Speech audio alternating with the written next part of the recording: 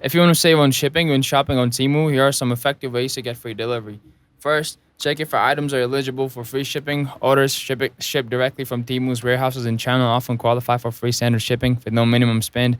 However, items shipped from the local U.S. warehouse typically require a minimum order of $30 for free shipping. To maximize your savings, consider shopping during major sales events like Black Friday, Cyber Monday, or holiday promotions. During these times, Temu often offers free shipping as part of their sales, allowing you to save on both products, prices, and shipping costs.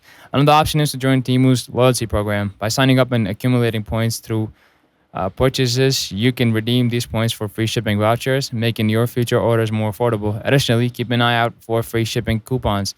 Temu frequently distributes these through emails, newsletters, app notifications, and social media promotions.